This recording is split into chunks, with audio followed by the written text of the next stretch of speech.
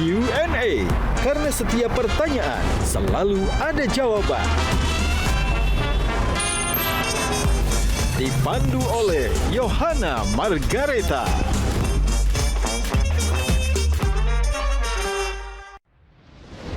Bismillahirrahmanirrahim. Assalamualaikum warahmatullahi wabarakatuh.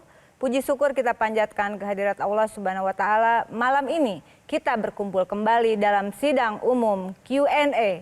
Karena setiap pertanyaan selalu ada jawaban. Bersama saya Rieke Diah Pitaloka, pimpinan dan rekan-rekan anggota rapat hari ini harus menghasilkan solusi konkret, bukan sekedar basa-basi, terutama terkait nasib rakyat. Baiklah, dengan ini sidang umum Q&A saya buka.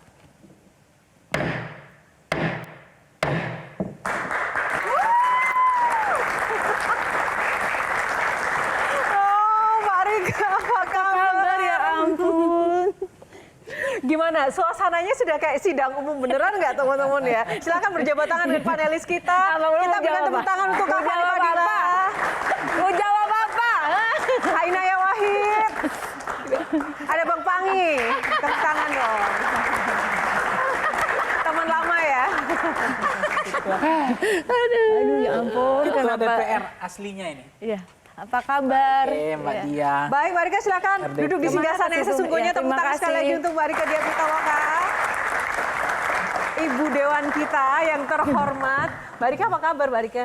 Alhamdulillah sehat. Lagi sibuk memikirkan apa ini? Undang-undang atau isu apa nih?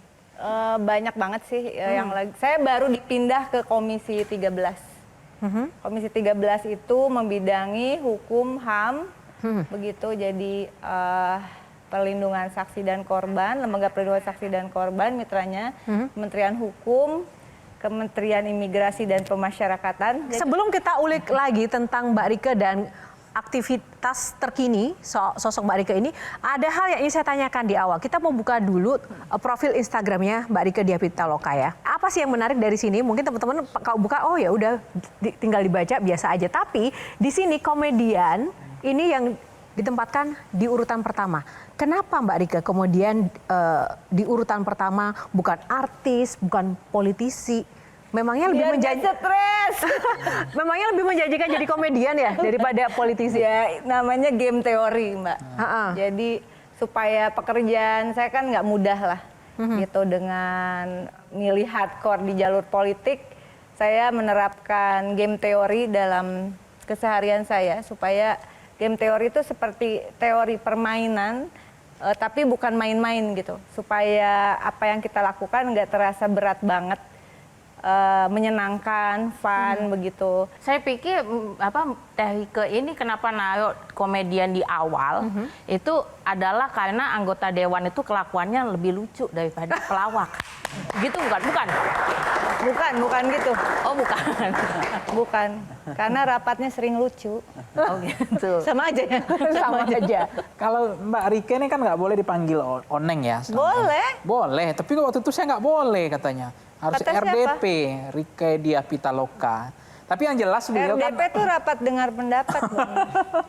beliau kan memang dikenal sebagai sosok yang legislator yang memperjuangkan, mengagregasi apa namanya tadi di IG-nya itu mengadvokasi, ya mengadvokasi kasus-kasus kan. Viral for justice. Mengadvokasi kasus kan. Ada tantangannya nggak ketika mengadvokasi kasus-kasus ini gitu? Nah, sebelum itu kita lihat dulu viral of justice-nya itu seperti apa sih yang selalu for justice yang selalu menjadi tagar Mbak Rike. Viral for justice. Selamatkan. Ini bendungan please jangan diefisiensi. Karena apa? Tiap tahun banjir Jabodetabek, terutama di daerah pemilihan si akunya Karawang, Bekasi. Terinspirasi dari kasus child grooming, saya salah satu inisiator undang-undang penghapusan kekerasan seksual. Tetapi memang secara jujur belum ada definisi aturan hukum perlindungan terhadap saksi dan korban yang eksplisit, tegas, dan itu komprehensif, termasuk di dalam Undang-Undang Perlindungan Anak. Saya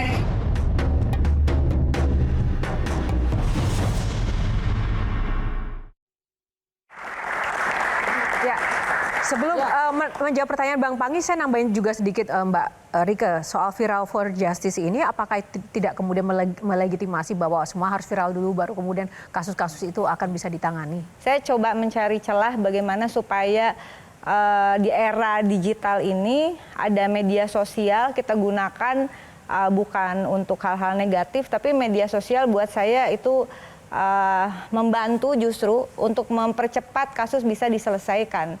Semuanya jadi lebih terbuka begitu, dan karena dulu saya 4 periode di DPR, dulu belum ada medsos begitu, dan ketika kita mencoba membongkar kasus-kasus besar, kasus korupsi seperti itu, bukan tidak ada intimidasi, ada intimidasi. Yang paling mengerikan sampai apa? sekarang pun ada intimidasi. Yang paling mengerikan intimidasi yang pernah dialami. Yang paling membuat Mbak seorang dia pernah diancam dibunuh lah segala macam gitu ya. Terus kemudian rumah saya dilemparin, sampai dilemparin, diteror pakai bangkai anjing kepala anjing hitam gitu.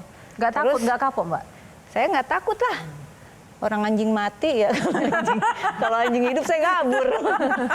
Jujur aja ya, ketika kita melakukan beberapa kasus korupsi besar misalnya, itu tentu saja bukan hal yang tanpa resiko ya, tanpa resiko. Tapi dengan adanya media sosial, orang jadi tahu kita mengerjakan apa. In my opinion, itu juga bagian proteksi bagi saya dan terutama anak-anak saya begitu. Supaya publik tahu, oh ini lagi ngelakuin. Karena saya tidak punya pengawalan, saya pergi dengan staf biasa aja. Ya biasa aja, kemana-mana saya sendiri mandiri gitu. Sejauh mana kemudian bisa mengadvokasi kasus ketika pada akhirnya Mbak Rika semuanya sendiri? Apakah memang sampai tuntas? Saya punya jaringan, saya punya namanya Laskar Juang. Laskar Juang itu ada di beberapa provinsi gitu, sehingga kemudian kerja politik itu bukan kerja pribadi, dia adalah kerja kolektif. Saya hanya memindahkan apa yang saya kerjakan ketika saya menjadi aktivis, dulu di ekstra parlemen, sekarang di dalam parlemen begitu. Sehingga saya mencoba untuk bagaimana membuka ruang parlemen di era digital ini supaya publik juga tidak harus datang, tapi publik tahu. Makanya saya upayakan mayoritas rapat sekarang terbuka, itu saya juga live gitu. Biasanya dengan langsung live di media sosial saya. Karena itu juga jadi penting, jadi jejak digital supaya omongan kita nggak dipelintir. Untungnya saya belajar politik dulu terutama sama Gus Dur ya, untuk kepartaian. Karena saya pertama masuk ke Partai Kebangkitan Bangsa waktu itu ada Gus Dur di sana. Bagaimana Gus Dur mendidik agar jangan takut bersuara. Nah itu yang paling, prinsip yang paling dipegang Mbak Rika dari Gus Dur apa? Bahwa politik itu harus berwajah dan berwatak kemanusiaan. Tapi kenapa kalau gitu pindah partai? Kenapa nggak? Bapakmu yang nyuruh. Oh gitu. Nggak percaya, tanya sama bapakmu.